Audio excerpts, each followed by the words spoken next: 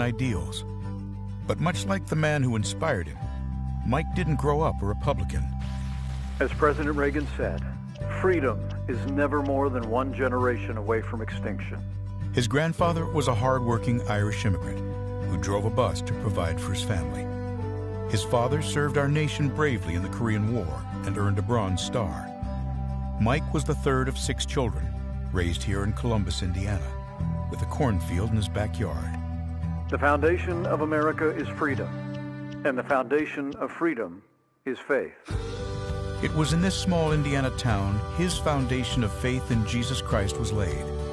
And from that conviction sprung his love of people and service to others. It was at a church service where Mike met the love of his life, Karen. They married and have 3 children, Michael, Charlotte, and Audrey. I'm a Christian, a conservative, and a Republican, in that order. Mike became the president of a free market think tank, the host of a statewide conservative radio show, and then a congressman. In Washington, Mike quickly became known as a foremost defender of freedom. He led conservatives in the fight to protect our time-honored values of family, faith, life, liberty, and limited government. Our nation's strength begins at home, because strong families make a strong America. Mike earned the trust of the people of his state and became the 50th governor of Indiana. He delivered the largest state tax cut in Indiana history, expanded school choice, led the country in manufacturing, and helped more Hoosiers get to work than ever before. But he wasn't through. ABC News has learned that Donald Trump will choose Indiana Governor Mike Pence to be his running mate. I would like to introduce a man who I truly believe will be the next Vice President of the United States, Governor Mike Pence. As our Vice President, Mike Pence has held tightly to those threads of freedom woven through our history. Leading with those principles alongside President Trump, our nation experienced prosperity like never before. He is solid as a rock. He's been a fantastic Vice President. And now, in these uncertain days, we are equipped to overcome. In times of trouble, some call to retreat from those ideals. But Americans throughout history have lifted them in triumph, hope, and resilience. Mike Pence knows those stars and stripes do not merely represent who we are, but more importantly, what we can be. As the sun rises again on America, we lift our eyes to those lofty truths, to guide our country and every one of us to greater heights. In this land of the free and home of the brave. Vice President Mike Pence.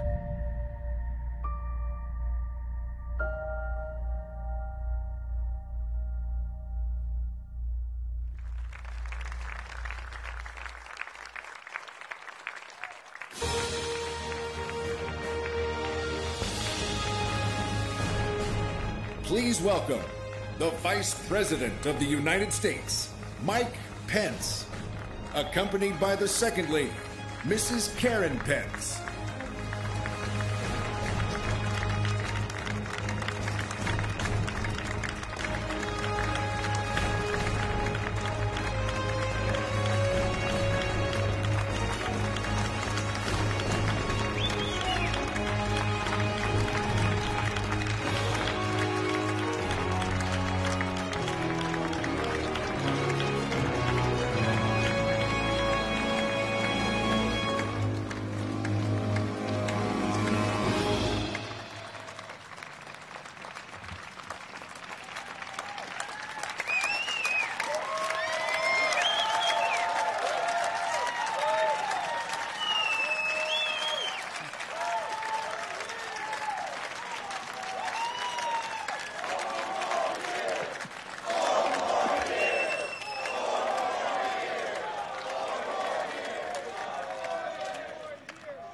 Good evening, America.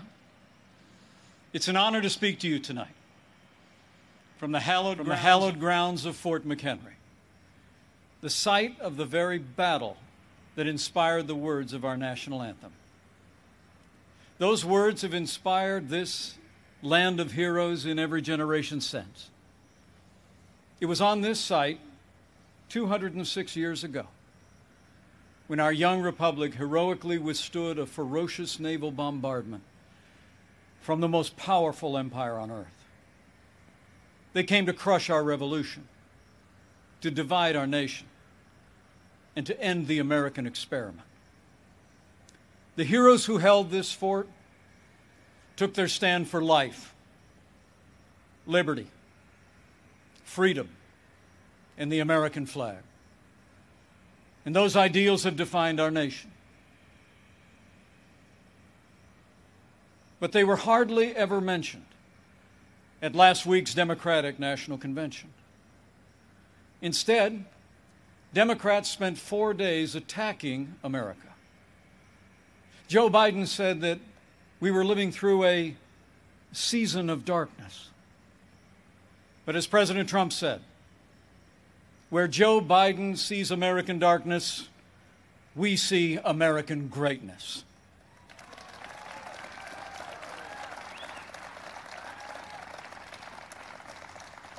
In these challenging times, our country needs a president who believes in America, who believes in the boundless capacity of the American people to meet any challenge, defeat any foe, and defend the freedoms we hold dear.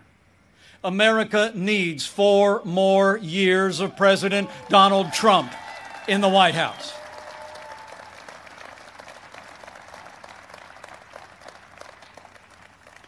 Before I go further, allow me to say a word to the families and communities in the path of Hurricane Laura. Our prayers are with you tonight, and our administration is working closely with authorities in the states that will be impacted. FEMA has mobilized resources and supplies for those in harm's way.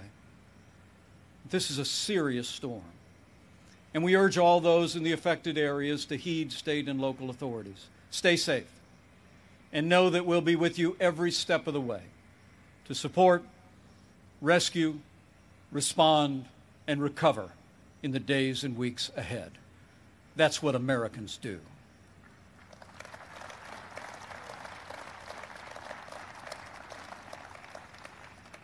Four years ago, I answered the call to join this ticket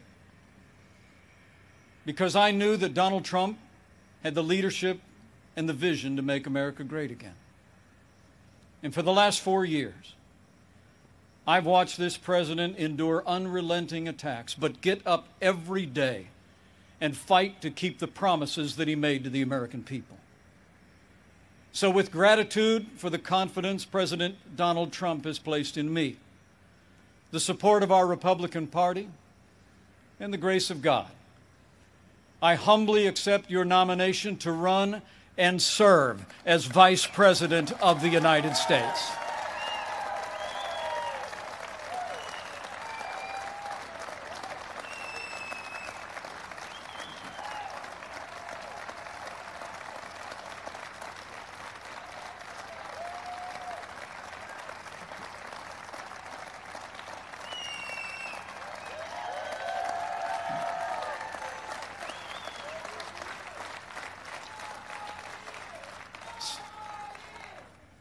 Serving the American people in this office has been a journey I never expected. It's a journey that would not have been possible without the support of my family, beginning with my wonderful wife, Karen.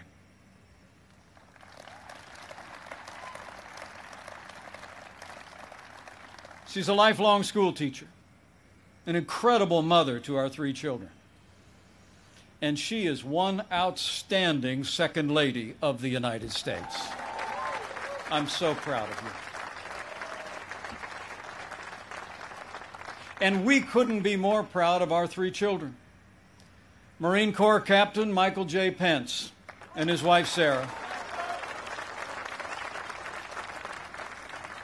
Our daughter Charlotte Pence Bond, an author, and the wife to Lieutenant Henry Bond, who is currently deployed and serving our nation in the United States Navy.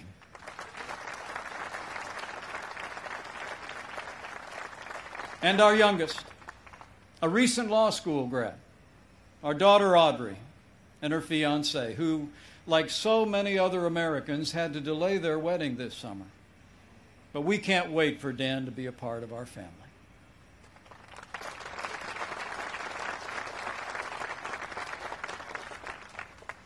In addition to my wife and kids, the person who shaped my life the most is also with us tonight. My mom, Nancy.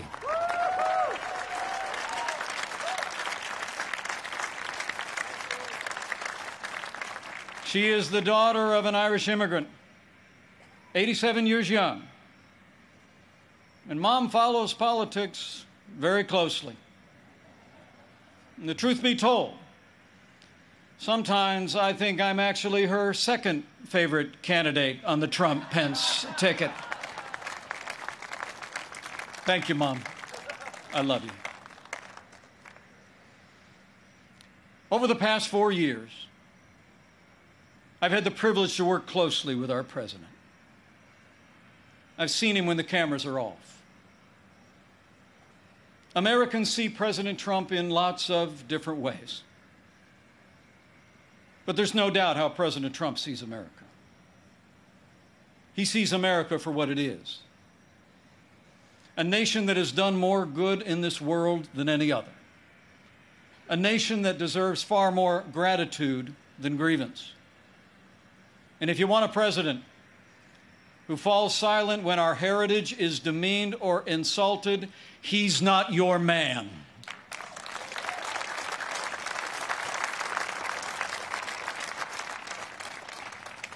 Now, we came by very different routes to this partnership. And some people think we're a little bit different. But you know, I've learned a few things watching him. Watching him deal with all that we've been through over the past 4 years. He does things in his own way, on his own terms. Not much gets past him. And when he has an opinion, he's liable to share it. He's certainly kept things interesting. But more importantly, President Donald Trump has kept his word to the American people.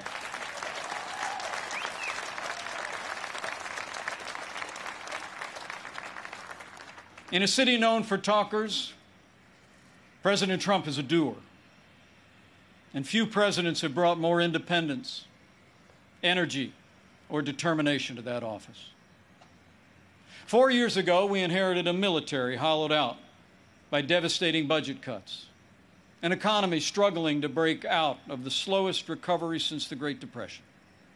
ISIS controlled a land mass twice the size of Pennsylvania, and we witnessed a steady assault on our most cherished values, freedom of religion and the right to life. That's when President Donald Trump stepped in. And from day one, he kept his word. We rebuilt our military.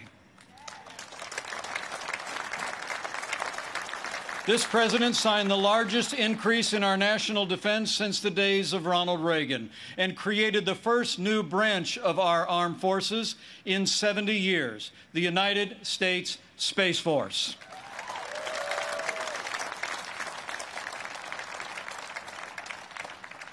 And with that renewed energy, we also returned American astronauts to space on an American rocket for the first time in nearly 10 years.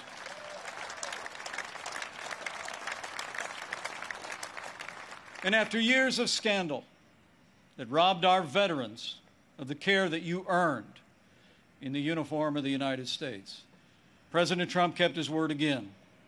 We reformed the VA, and Veterans Choice is now available for every veteran in America.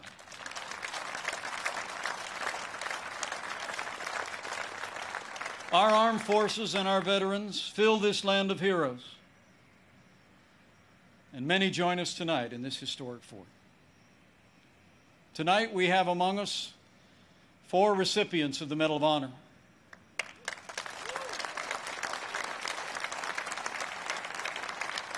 Six recipients of the Purple Heart. A Gold Star mother of a gallant Navy SEAL. And wounded warriors from Soldier Strong, a group that serves our injured veterans every day. We are honored by your presence, and we thank you for your service.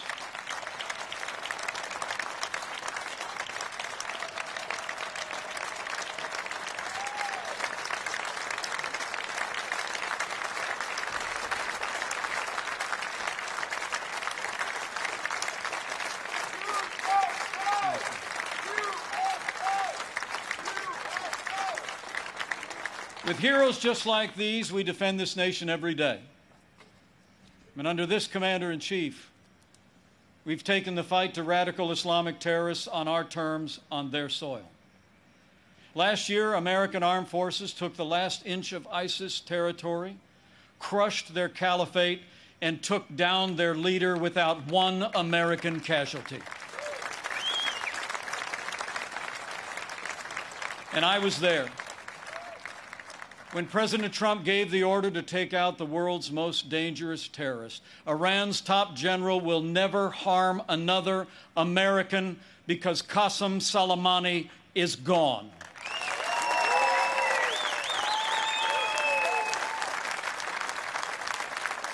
My fellow Americans, you deserve to know. Joe Biden criticized President Trump following those decisions to rid the world of two terrorist leaders. But it's not surprising, because history records that Joe Biden even opposed the operation that took down Osama bin Laden. It's no wonder that the Secretary of Defense under the Obama-Biden administration once said that Joe Biden has been, and I quote, wrong on nearly every major foreign policy and national security issue over the past 4 decades. So we've stood up to our enemies, and we've stood with our allies. Like when President Trump kept his word and moved the American embassy to Jerusalem, the capital of the State of Israel, setting the stage for the first Arab country to recognize Israel in 26 years. Closer to home, we appointed more than 200 conservative judges to our federal courts. We supported the right to life and all the God-given liberties enshrined in our Constitution, including the Second Amendment right to keep and bear arms. And when it came to the economy, President Trump kept his word and then some. We passed the largest tax cut and reform in American history. We rolled back more federal red tape than any administration ever had. We unleashed American energy and fought for free and fair trade. And in our first 3 years, businesses large and small created more than 7 million good-paying jobs, including 500,000 manufacturing jobs all across America. Our country became a net exporter of energy for the first time in 70 years. Unemployment rates for African Americans and Hispanic Americans hit the lowest level ever recorded. And on this 100th anniversary of the woman's right to vote, I'm proud to report that under President Donald Trump, we achieved the lowest unemployment rate for women in 65 years. And more Americans working than ever before. In our first 3 years, we built the greatest economy in the world. We made America great again.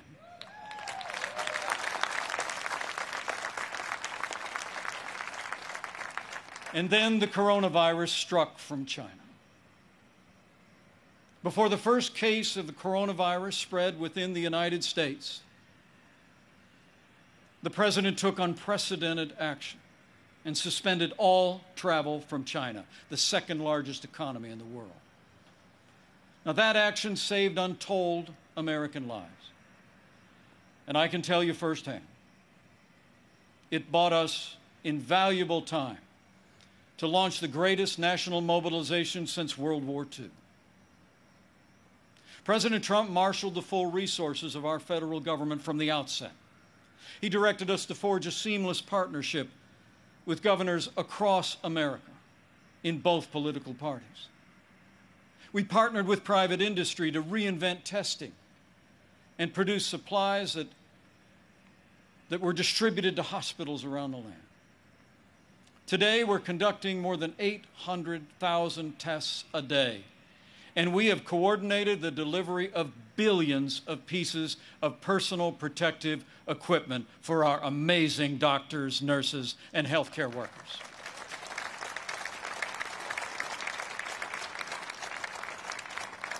We saw to the manufacture of 100,000 ventilators in 100 days. And no one who required a ventilator was ever denied a ventilator in the United States.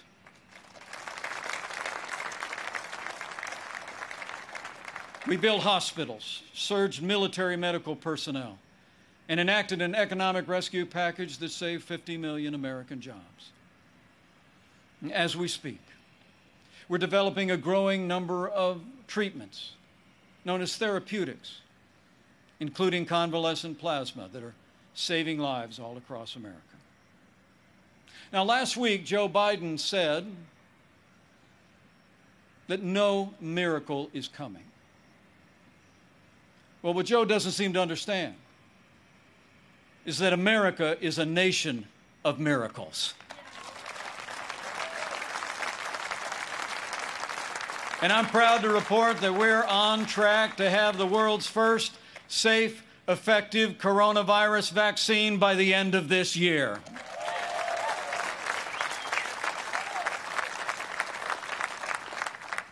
After all the sacrifice in this year like no other, all the hardship, we're finding our way forward again.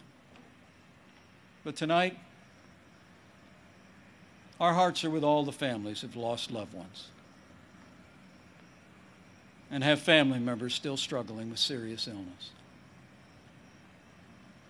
In this country, we mourn with those who mourn. We grieve with those who grieve.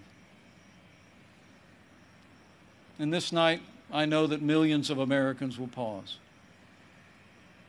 and pray for God's comfort for each of you. You know, our country doesn't get through such a time unless its people find strength within. The response of doctors, nurses, first responders, farmers, factory workers, truckers, and everyday Americans who put the health and safety of their neighbors first has been nothing short of heroic.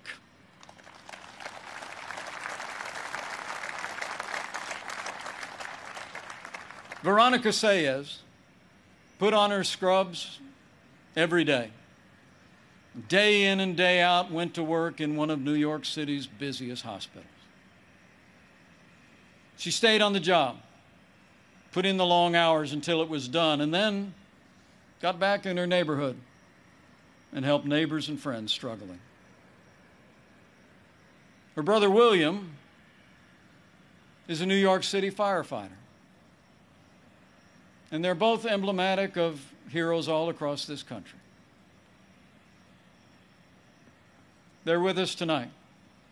And I say to them and to all of you, you have earned the admiration of the American people, and we will always be grateful for your service and care.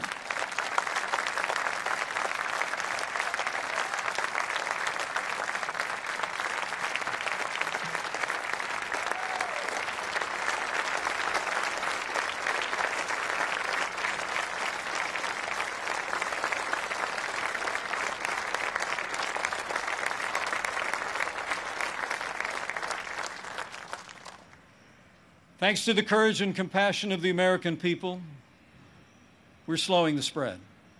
We're protecting the vulnerable. And we're saving lives.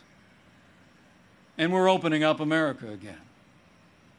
Because of the strong foundation that President Trump poured in our first 3 years, we've already gained back 9.3 million jobs in the last 3 months alone.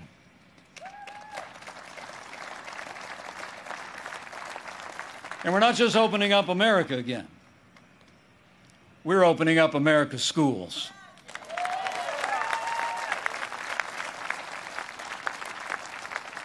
And I'm proud to report that my wife, Karen, that school teacher I've been married to, will be returning to her classroom next week. And so to all of our heroic teachers and faculty and staff, thank you for being there for our kids. We're going to stay with you every step of the way.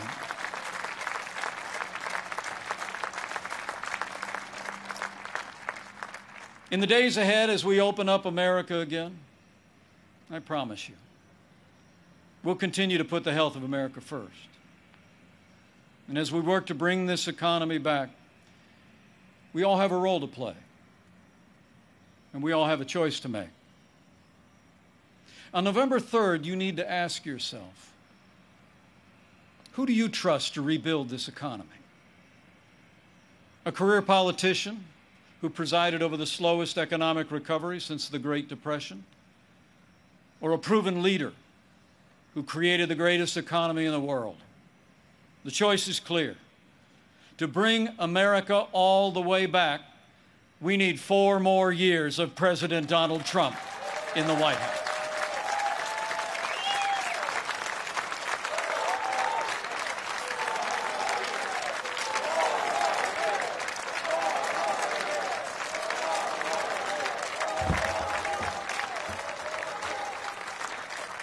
My fellow Americans, we're passing through a time of testing. But in the midst of this global pandemic, just as our nation had begun to recover, we've seen violence and chaos in the streets of our major cities. President Trump and I will always support the right of Americans to peaceful protest. But rioting and looting is not peaceful protest.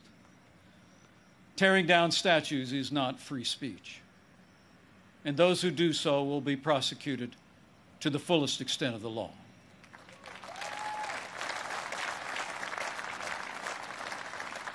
Last week, Joe Biden didn't say one word about the violence and chaos engulfing cities across this country. So let me be clear. The violence must stop, whether in Minneapolis, Portland, or Kenosha. Too many heroes have died defending our freedom to see Americans strike each other down. We will have law and order on the streets of this country for every American of every race and creed and color.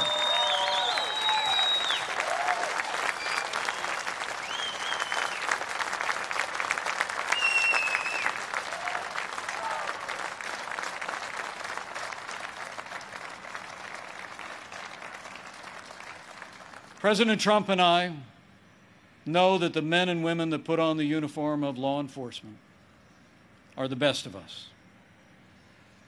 Every day, when they walk out that door, they consider our lives more important than their own. People like Dave Patrick Underwood, an officer in the Department of Homeland Security's Federal Protective Service,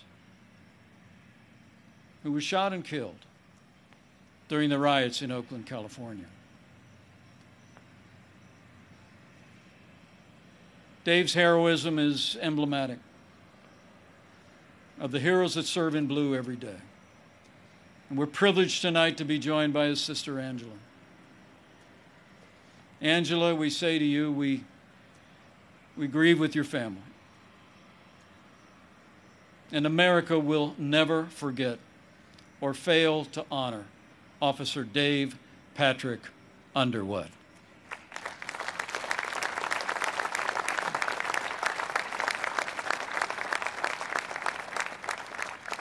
The American people know we don't have to choose between supporting law enforcement and standing with our African American neighbors to improve the quality of their lives, education, jobs, and safety. And from the first days of this administration, we've done both.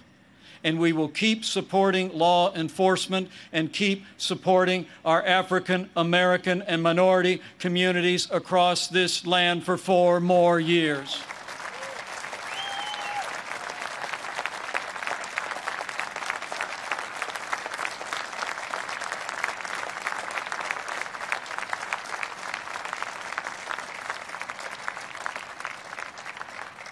Now, Joe Biden says that America is systemically racist and that law enforcement in America has, and I quote, an implicit bias against minorities. When asked whether he'd support cutting funding to law enforcement, Joe Biden replied, yes, absolutely. Joe Biden would double down on the very policies that are leading to violence in America's cities. The hard truth is,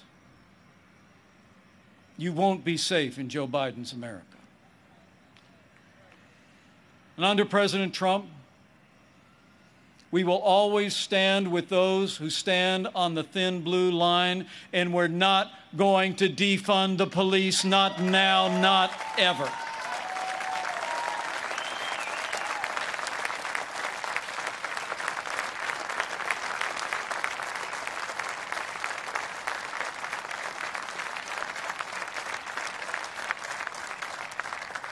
My fellow Americans, we're passing through a time of testing, but soon we will come to a time for choosing. Joe Biden has referred to himself as a transition candidate, and many were asking, transition to what? But last week, Democrats didn't talk very much about their agenda. And if I were them, I wouldn't either. I mean, Bernie Sanders did tell his followers that Joe Biden would be the most liberal president in modern times. In fact, he said, and I quote, that many of the ideas he fought for, that just a few years ago were considered radical, are now mainstream in the Democratic Party. At the root of their agenda is the belief that America is driven by envy, not aspiration. That millions of Americans harbor ill will toward our neighbors instead of loving our neighbors as ourselves. The radical left believes that the federal government must be involved in every aspect of our lives to correct those American wrongs. They believe the federal government needs to dictate how Americans live, how we should work, how we should raise our children, and in the process deprive our people of freedom, prosperity, and security. Their agenda is based on government control. Our agenda is based on freedom.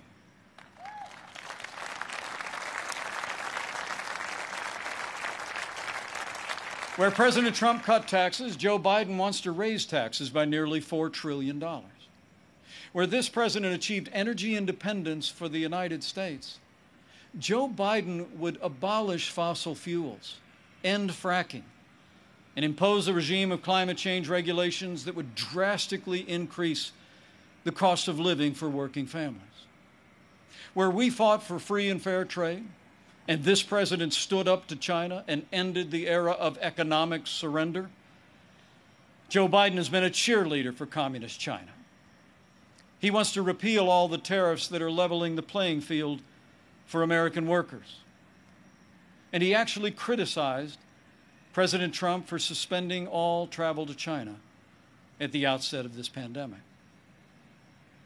Joe Biden is for open borders, sanctuary cities, free lawyers and health care for illegal immigrants. And President Trump, he's secured our border and built nearly 300 miles of that border wall. Joe Biden wants to end school choice. And President Trump believes that every parent should have the right to choose where their children go to school, regardless of their income or area code. President Trump has stood without apology for the sanctity of human life every day of this administration. Joe Biden, he supports taxpayer funding of abortion right up to the moment of birth. When you consider their agenda, it's clear. Joe Biden would be nothing more than a Trojan horse for the radical left. The choice in this election has never been clearer, and the stakes have never been higher. Last week, Joe Biden said democracy's on the ballot. And the truth is, our economic recovery is on the ballot. Law and order are on the ballot. But so are things far more fundamental and foundational to our country. In this election, it's Not so much whether America will be more conservative or more liberal, more Republican or more Democrat. The choice in this election is whether America remains America.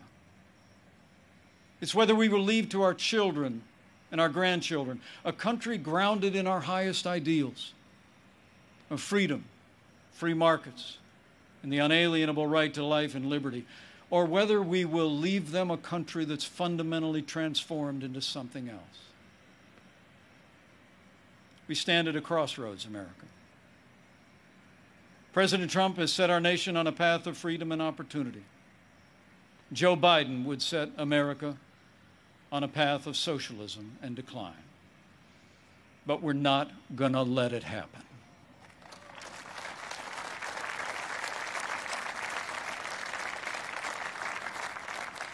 President Donald Trump believes in America and in the goodness of the American people, the boundless potential of every American to live out their dreams in freedom. And every day, President Trump has been fighting to protect the promise of America. Every day, our president has been fighting to expand the reach of the American dream.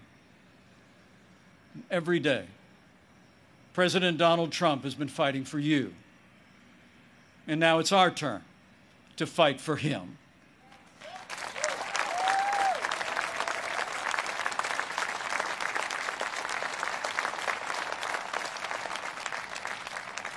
On this night in the company of heroes, I'm deeply grateful. Deeply grateful for the privilege of serving as Vice President of this great nation and to have the opportunity to serve again. I pray to be worthy of it, and I will give that duty all that's in me. In the year 2020, the American people have had more than our share of challenges. But thankfully, we have a president with the toughness, energy, and resolve to see us through. Now, those traits actually run in our national character. As the invading force learned on approach to this fort in September of 1814, against fierce and sustained bombardment, our young country was defended by heroes, not so different from those who are with us tonight. The enemy was counting on them to quit, but they never did. Fort McHenry held, and when morning came, our flag was still here.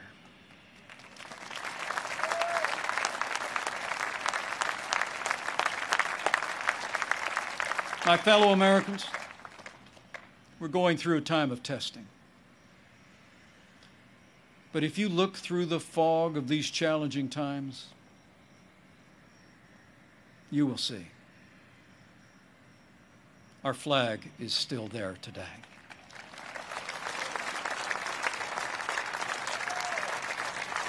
That star-spangled banner still waves over the land of the free and the home of the brave.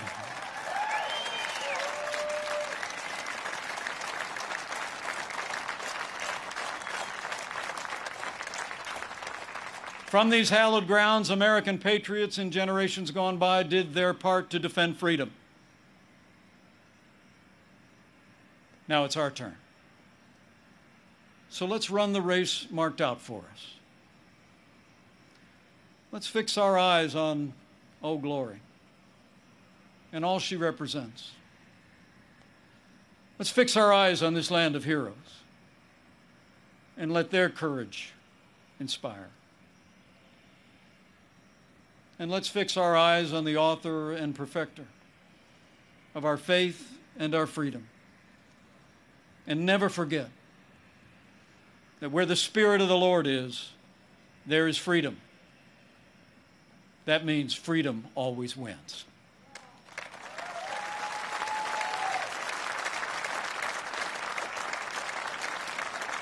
My fellow Americans, thank you for the honor of addressing you tonight and the opportunity to run and serve again as your Vice President. I leave here today inspired And I leave here today more convinced than ever that we will do in our time as Americans have done throughout our long and storied past. We will defend our freedom and our way of life. We will re-elect our president and principled Republican leaders across the land. And with President Donald Trump in the White House for 4 more years, and with God's help, we will make America great again. Again. Thank you. God bless you. And God bless the United States of America.